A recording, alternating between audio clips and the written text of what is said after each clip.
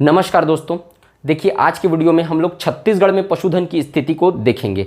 जैसे कि कल का वीडियो इंपॉर्टेंट था, जिसमें से हम लोगों ने भारत में पशुधन की स्थिति 2019 में जो गणना हुई है उसके अनुसार देखी थी। उसी तरीके से 2019 में जो गणना हुई है उसके अनुसार छत्तीसगढ़ में पशुधन की स्थिति क्या है, ये वाला पार्ट हम लोग आज के वीडियो में कवर करेंगे। छत्तीसगढ़ राज्य पशुधन विकास अभिकरण का भी जो पार्ट है वो भी हम लोग आज के वीडियो में देखने वाले हैं। तो आज का वीडियो कल की तरह ही बहुत इंपॉर्टेंट होने वाला है, क्योंकि छत्तीसगढ़ का जो एग्ज़ाम है एडीओ जो है, तो छत्तीसगढ़ के डाटा पूछने की संभावना भी बहुत अधिक है। ठीक है, तो जो मैं आपको आज समझाने वाला हूं उसको भी ध्यान से समझ के नोट करिएगा। आज का वीडियो भी आप लोग के लिए बहुत ही इंपॉर्टेंट होने वाला है। ठीक है, तो आज का वीडियो हम लोग स्टार्ट करते हैं। अगर आपको वीडियो अच्छा लगे तो वीडियो को लाइक करिए, चैनल को सब्सक्राइब करिए और ज़्यादा से ज़्यादा शेयर करिए। ठीक है, और कोशिश किया करो वीडियो को जब अपलोड होता है तो उसी टाइम देखने का। 7 बजे प्रीमियर रहता है वीडियो का, हर दिन जो है वो 7 PM शाम को 7 बजे जो है वो आजीविका की वीडियो अपलोड होती है। तो किसी किसी दिन अपलोड होता है और किसी किसी दिन मैं प्रीमियर रखता हूँ। तो प्रीमियर जब रहता है तो पहले से आप लोग को पता चल जाएगा, नोटिफिकेशन आ जाएगा। तो प्रीमियर रहता है तो कोशिश किया करो लाइव देखने का उस समय, ताकि उसको आप लोगों को जो चीज़ें हैं वो जो नीचे अगर कोई डाउट है तो उसको पूछ सको आप लोग। और रिकॉर्डेड रहता है तब तो कमेंट सेक्शन में पूछ ही सकते हो। ठीक है, तो अगर आपको वीडियो अच्छा लगे तो वीडियो को लाइक करिए, चैनल को सब्सक्राइब करिए, ज़्यादा से ज़्यादा शेयर करिए। वीडियो स्टार्ट करते हैं आज का। देखिए, छत्तीसगढ़ में पशुधन, अब पशुधन का डेफिनेशन वगैरह कल के वीडियो में मैं आप लोग को पूरी तरीके से बता चुका था कि क्या क्या है। तो पशु गणना 2019 के अनुसार छत्तीसगढ़ में पशुधन की संख्या कितनी है? टोटल 1.59 करोड़। ठीक है, कितना है? 1.59 करोड़ पशुधन छत्तीसगढ़ में। ठीक है, अब मैं कैसे काउंट करते हैं इसको बोला था, तो 15% रेंज पे उसको काउंट किया जाता है और एवरेज निकाला जाता है। वो सब चीज़ें जो है मैं पिछले वीडियो में बता चुका हूँ। कुक्कुट एवं बतख पक्षीधन, तो ये पक्षीधन के अंतर्गत आते हैं। मत्स्य पालन और ये जो पक्षीधन है वो, ये दोनों मुर्गी पालन और मत्स्य पालन, ये दो है वो पशुधन के अंतर्गत नहीं आते हैं। कल के वीडियो में बताया था। तो कुक्कुट एवं बतख जो पक्षीधन के अंतर्गत आते हैं 1.87 करोड़ इनकी संख्या है। ये दोनों को याद रखना, दोनों ही इंपॉर्टेंट है डाटा। ठीक है, अब देखते हैं पशु नस्ल सुधार कार्यक्रम। ये जो है वो पीएससी के एग्जाम में आ चुका है। ये सवाल जो है वो व्यापम के पेपर में भी पूछा है। तो अभी देखो, ईडीओ के पेपर में आपका नया क्वेश्चन रहेगा कुछ कुछ, लेकिन ये भी संभावना है व्यापम क्या करता है, पीएससी के पेपर को हूबहू पीएससी में जो क्वेश्चन रहता है, ठीक है, स्टेट सर्विस का जो एग्जाम होता है उसके सवाल को सीधा सीधा उठा के दे देता है कई बार।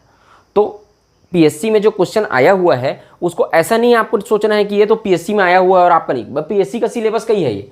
ठीक है ना, बहुत ज़्यादा डिफरेंस नहीं है। जो हरित क्रांति, श्वेत क्रांति, वो सब पीएससी में इकोनॉमिक्स में पढ़ते हैं। तो वो जो चीज़ें हैं वो आपको ध्यान रखनी है कि अदर एग्जाम्स में भी जो आया हुई चीज़ें हैं वो आप लोग के लिए इंपॉर्टेंट है। ऐसा नहीं सोचना है कि अदर एग्जाम में आया है एडीओ में नहीं आएगा। पीएससी के क्वेश्चन को, व्यापम अपने खुद के क्वेश्चन को रिपीट नहीं करता है, लेकिन पीएससी के क्वेश्चन को सेम टू सेम कॉपी कर देता है। कई बार, बहुत बार ऐसा हुआ है। तो इस चीज़ को ध्यान में रखना, जो पीएससी में आया है वो आप लोग के लिए इंपॉर्टेंट है अगर सिलेबस कॉमन है तो। ठीक, तो मैं जो आप लोग को बता रहा हूं वो मैं 10 से 15 साल का पूरा पेपर को, पीएससी हो, व्यापम में जितना भी एग्जाम है, पटवारी, आरआई, हॉस्टल वार्डन या एडीओ, जितना भी एग्जाम है, 15 से 20 साल के पेपर का एनालिसिस करके बता रहा हूं। अगर मैं आपको कोई चीज़ को बोल रहा हूं कि इंपॉर्टेंट है करके, तो वो आप लोग के लिए इंपॉर्टेंट है। ठीक है ना, मजाक में मत लेना उसको। तो थोड़ा सा अगर बोलता हूं इंपॉर्टेंट है करके तो सीरियसली लिया करो और उसको नोट करके रखा करो कि इंपॉर्टेंट है करके। ठीक, तो पशु नस्ल सुधार कार्यक्रम ये आ चुका है। ठीक, देसी नस्ल के पशुओं की दुग्ध उत्पादन क्षमता में वृद्धि की दृष्टि से, देखो देसी नस्ल के जो पशु हैं, मैंने आपको क्या बताया था, जो होल्स्टीन सांड है वो देसी नस्ल का है क्या? नहीं है, अमेरिका में होता है। अमेरिका से उसको लेके आया गया यहाँ भारत में और उसको किया जा रहा है, फिर उसको पोषण किया जा रहा है। तो देखो, देसी नस्ल जो भारत में ही पाया जाता है, मुर्रा, साहिवाल, ये सब जो देसी नस्ल के जो पशुधन हैं, उनके दुग्ध उत्पादन क्षमता में वृद्धि की दृष्टि से उन्नत नस्ल के सांडों के वीर्य से कृत्रिम गर्भाधान एवं उन्नत नस्ल के सांडों के प्राकृतिक गर्भाधान को बढ़ावा दिया जा रहा है। इस कार्यक्रम के तहत इसका उद्देश्य क्या है ये पूछेगा। ठीक है, तो पशु नस्ल सुधार कार्यक्रम का उद्देश्य क्या है? जो देसी नस्ल के पशु हैं उनकी किसमें दुग्ध उत्पादन की क्षमता में वृद्धि करने के लिए कृत्रिम गर्भाधान के माध्यम से क्या किया जा रहा है? उन्नत नस्ल के सांडों के वीर्य से, है ना, कृत्रिम गर्भाधान, इसको मैं समझाया था पिछले वीडियो में क्या होता है कृत्रिम गर्भाधान, एवं उन्नत नस्ल के सांडों के प्राकृतिक गर्भाधान को बढ़ाया जा रहा है। ठीक है, तो ये जो है उनके स्पर्म का यूज करके क्या किया जा रहा है, उसको फीमेल उसमें इंजेक्ट किया जा रहा है और उसके बाद उनको क्या किया जा रहा है उनमें, ताकि जो अनुवांशिकता है उसमें चेंज आए, उनके ब्रीडिंग में चेंज आए और ब्रीडिंग में चेंज आके वो लोग क्या करें, ज़्यादा दुग्ध प्रोड्यूस करे। तो इसके कारण से ये पशु नस्ल सुधार कार्यक्रम जो है वो चलाया जा रहा है। तो इसको ध्यान से याद रखना। इसका मुख्य उद्देश्य ये ध्यान रखना, यही पूछता है उन्नत नस्ल के ये वाला, मतलब दुग्ध पशुओं की दुग्ध उत्पादन क्षमता वृद्धि के लिए इसका उद्देश्य ये पूछा है। ठीक, तो इसको ध्यान रखना। पशुधन क्षेत्र का जीएसडीपी में भागीदारी का विवरण। अब ये क्या है GSDP? Gross state domestic product. ठीक है, ग्रॉस स्टेट डोमेस्टिक प्रोडक्ट। इसमें क्या है, देखो जीडीपी क्या होता है? ग्रॉस डोमेस्टिक प्रोडक्ट, इसका मतलब सकल घरेलू उत्पाद। तो जीडीपी क्या होता है? देश का होता है, मतलब देश की एक निश्चित सीमा के भीतर उत्पादित वस्तुओं एवं सेवाओं का कुल मूल्य क्या होता है? जीडीपी होता है। उसी तरीके से ग्रॉस स्टेट, यहाँ स्टेट लग गया, तो राज्य की सीमा के भीतर एक वर्ष में उत्पादित वस्तुओं और सेवाओं का कुल मूल्य क्या होगा? जीएसडीपी होगा, मतलब हमारे राज्य के भीतर। तो राज्य की अर्थव्यवस्था को मापने का इकाई क्या है? जीएसडीपी है। जैसे कि देश की अर्थव्यवस्था कितनी विकास हो रही है उसको मापने की सही इकाई क्या है? जीडीपी है। उसी तरीके से स्टेट को मापने का क्या है? स्टेट कितना डेवलप हो रहा है उसको कैसे मापोगे आप? जीएसडीपी से मापोगे। अब आधार वर्ष, इस देखो अभी वर्तमान में आधार वर्ष क्या चल रहा है ये भी याद रखना, ये भी इंपॉर्टेंट है। वर्तमान में कोई भी आंकलन जब किया जाता है, जीएसडीपी का हो चाहे जीएसडीपी का हो, चाहे कुछ भी चीज़ों का आंकलन हो, तो 2011-12 के हिसाब से किया जाता है। तो 2011-12 क्या है वर्तमान में? आधार वर्ष है। क्यों आधार वर्ष है? देखो जो भी महंगाई हो रही है, महंगाई जो भी महंगा हो रही कोई चीज़ या कोई चीज़ सस्ती हो रही है, किसी का प्रोडक्शन बढ़ रहा है, किसी का प्रोडक्शन घट रहा है, तो उसको हर साल से आप कैसे मापोगे? तो एक बेस ईयर ले लिया जाता है। तो वो बेस ईयर लिया गया है 2011-12 को। ये बेस ईयर से उसका क्या किया जाता है? मापन किया जाता है। क्योंकि जब महंगाई बढ़ रही है तो और भी बहुत सारी चीज़ें ऐसी हैं जो बढ़ रही है, मतलब कि महंगाई के साथ साथ क्या बढ़ रहा है? तो सब चीज़ों में प्रोडक्शन में वृद्धि हो रही है, आदमी का इनकम बढ़ रहा है, लोगों महंगाई अगर बढ़ रही है तो पब्लिक का इनकम भी तो बढ़ रहा है। तो आप जस्ट पिछले साल से नहीं आंक सकते, इसको एक फिक्स कर दिया जाता है कि 2011-12 को फिक्स कर दिया गया, इस बेस ईयर से मापा जाएगा सब चीज़ों को। तो यहाँ पर 2011-12 यही इंपॉर्टेंट रहता है। ठीक है, तो ये स्थिर भाव, एक होता है चालू मूल्य, है ना, चालू भाव, वो भी रहता है, तो वो पिछले ईयर से मापा जाता है। तो ये स्थिर भाव 2011-12 के हिसाब से आपको याद रखना है। योगदान कितना है लाख रुपए में? किसका? पशुधन क्षेत्र का योगदान। किसमें? जीएसडीपी में। जीएसडीपी में कितना कंट्रीब्यूट किया पशुधन क्षेत्र, उसको यहाँ पर बताया गया है। ये लाख रुपए में है ना, मतलब 4,17,187 इतने का योगदान था पशुधन का कॉन्ट्रीब्यूशन जीएसडीपी, मतलब ग्रॉस स्टेट डोमेस्टिक प्रोडक्ट में। वृद्धि प्रतिशत कितना इंक्रीज हुआ? परसेंटेज में 2.27% इंक्रीज हुआ 11-12 स्थिर भाव के कंपैरिजन में। योगदान कंट्रीब्यूशन कितना है परसेंटेज में? ये तो लाख रुपए में है, तो योगदान कुल जीएसडीपी का कितना परसेंट है? तो कुल जीएसडीपी पूरा टोटल देख लेना, उसका ये 1.63% है। कुल जीएसडीपी का योगदान प्रतिशत कितना है? 1.63%। ये तीनों ही डाटा इंपॉर्टेंट है, ये पेपर में पूछा जाता है। ठीक, तो इसको ध्यान रखना ये वाला। अब हम लोग देख लेते हैं पशु गणना 2019 के हिसाब से, जो हम लोग भारत का जो देखे थे ना सब चीज़, मतलब पशुधन गोवंशी कितना है, भैंसवंशी कितना है, पिछले वीडियो में पूरा टेबल बना के यहाँ पे बताया था।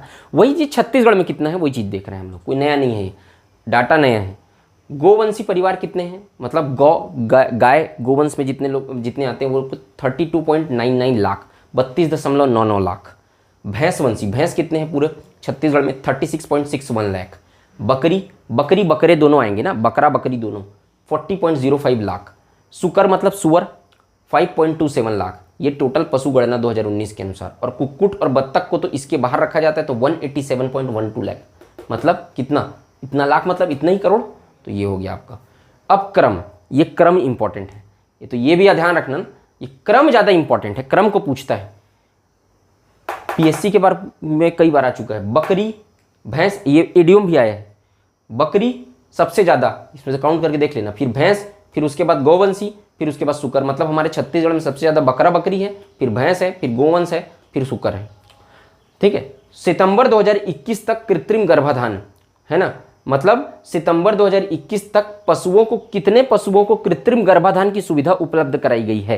तो कृत्रिम गर्भाधान की सुविधा उपलब्ध कराई गई है ना, 1.54 लाख पशुओं को। सितंबर 2021 का डाटा है, इकोनॉमिक सर्वे 2021-22 के हिसाब से सितंबर 2021 का डाटा है। कृत्रिम गर्भाधान उपलब्ध कराया गया 1.54 लाख पशु को। ठीक है, समझ गए ये पूरा? ठीक है ना, ध्यान मेन एक्चुअली में याद रखने वाला ही चीज़ है। मैं आपको निकाल के सिस्टमेटिक वे में जमा के ये बता रहा हूँ कि ध्यान क्या चीज़ को रखना है, याद क्या चीज़ को रखना है, ये सब चीज़ें हैं। ठीक, अब हम लोग देख लेते हैं छत्तीसगढ़ राज्य पशुधन विकास अभिकरण, इसकी स्थापना कब हुई थी, एक बार पूछा पेपर में। ठीक है, तो इसकी स्थापना हुई थी जून 2001 में। छत्तीसगढ़ राज्य पशुधन विकास अभिकरण, इसका काम क्या है? इसका काम है छत्तीसगढ़ में पशु संवर्धन की राष्ट्रीय गौ या भैंसवंशी पशु प्रजनन परियोजना के संचालन और नियंत्रण हेतु जो भी परियोजना गाय और गोवंशी और भैंसवंशी इन लोग के लिए, परिवार के लिए चलाया जा रहा है, उनके मतलब कि उनके जीवन यापन के लिए, चाहे स्वास्थ्य से संबंधित कोई योजना हो, चाहे और कोई अन्य योजना हो, तो उनके पशु संवर्धन की राष्ट्रीय गौ भैंसवंशी हेतु पशु प्रजनन परियोजना, जो भी पशु प्रजनन परियोजना चलाया जा रहा है, उसके कंट्रोल, संचालन और, है ना, मतलब कि संचालन और नियंत्रण, कंट्रोल करने का, इंस्पेक्शन वगैरह करने का काम, जो काम है वो किसका? छत्तीसगढ़ राज्य पशुधन विकास अभिकरण का है। ठीक है, तो ये याद रखना, इसका उद्देश्य भी ध्यान रखना। राष्ट्रीय गोकुल मिशन, गोकुल मिशन जो है, राष्ट्रीय गोकुल मिशन, उसमें कितना अमाउंट डिस्ट्रीब्यूट किया गया है? तो 2018-19 में 192.60 लाख इसमें राशि दी गई थी और 2020-21 में इसमें दिया गया है 101.25 लाख।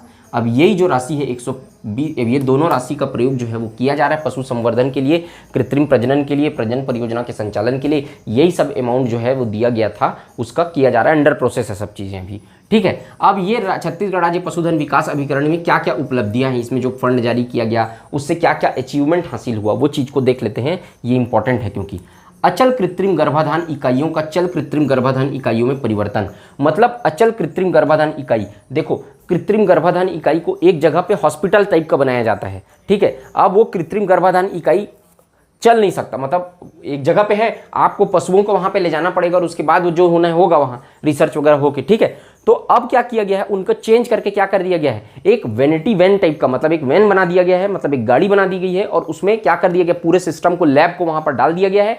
वहाँ पर आपको कहीं भी पशु, अगर कहीं वो प्रोजेक्ट को पे काम करना है तो उस गाड़ी को वहाँ पर ले जाया जाता है। जैसे कि आप देखे होंगे हेल्थ केयर फैसिलिटी का भी गाड़ी आता है नहीं कि एम्बुलेंस वगैरह, और जिसमें सब तरीके की फैसिलिटीज़ होती है, वो आपके एम्बुलेंस आप तक जाता है, आप एम्बुलेंस तक नहीं जाते हो, तो एम्बुलेंस आप तक जाएगा, आपका एक्सीडेंट हो गया कहीं, तो उसी तरीके से पशुओं के लिए भी क्या कर दिया गया है, कृत्रिम गर्भाधान इकाई में, मतलब कि चल कृत्रिम गर्भाधान, रनिंग, वो वहां जाएगा पशुओं के लेने के लिए। तो परिवर्तन कर दिया गया है, घर पहुंच सेवा उपलब्ध करा दी गई है, वहां जाके वो लोग गर्भाधान की फैसिलिटी अवेलेबल कराएंगे। तो कितना ठोक का चेंज किया गया है? 1504 ठो, इसको ध्यान रखना। अचल कृत्रिम गर्भाधान इकाई को चल कृत्रिम गर्भाधान इकाई में परिवर्तन कितना? 1504, 1504।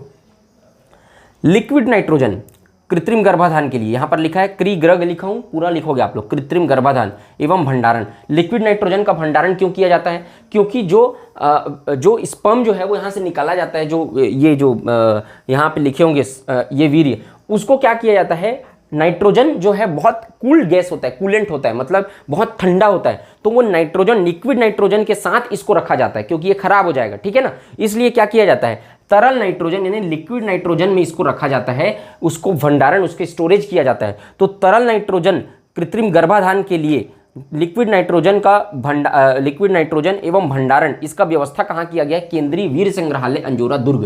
तो ये कहाँ है उसको भी याद रखना, केंद्रीय वीर संग्रहालय छत्तीसगढ़ में कहाँ है? अंजोरा दुर्ग में पशु चिकित्सालय है और वहीं पर केंद्रीय वीर संग्रहालय है सेंट्रल गवर्नमेंट का, अंजोरा दुर्ग में। तो ये तरल नाइट्रोजन एवं भंडारण का व्यवस्था कहाँ किया गया है? केंद्रीय वीर संग्रहालय अंजोरा दुर्ग में। तो ये क्वेश्चन भी पूछ सकता है आपको। ठीक है, उसके अलावा क्या किया गया? 300 प्राइवेट कृत्रिम गर्भाधान कार्यकर्ताओं, मैत्री, इन लोगों को क्या किया जाता है? ट्रेनिंग दिया जाता है ताकि ये लोग ये जो वैनिटी वैन जो रहता है ना, उस वैन में जाके क्या कर सके, वो कृत्रिम गर्भाधान की फैसिलिटीज अवेलेबल करा सके। तो कृत्रिम गर्भाधान कार्यकर्ता को क्या बोलते हैं? मैत्री कहते हैं। 2019-22 में 300 प्राइवेट कृत्रिम गर्भाधान कार्यकर्ताओं को, प्राइवेट लोगों को क्या किया गया है? उसका ट्रेनिंग दिया गया है, प्रशिक्षण और सामग्री उनको अवेलेबल कराया गया है। और आर्टिफिशियल इंटेलिजेंस क्षेत्र विस्तार एवं का रोजगार, आर्टिफिशियल इंटेलिजेंस, इसको फुल फॉर्म लिखना, आर्टिफिशियल इंटेलिजेंस क्षेत्र विस्तार, और उन लोगों को क्या किया जा रहा है?